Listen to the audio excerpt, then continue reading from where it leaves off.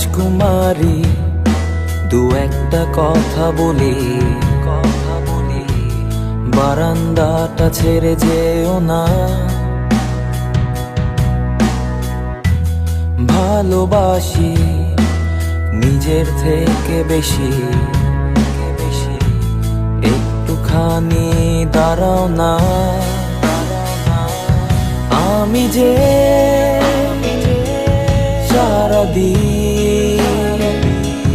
হয়ে যাই আনমনা,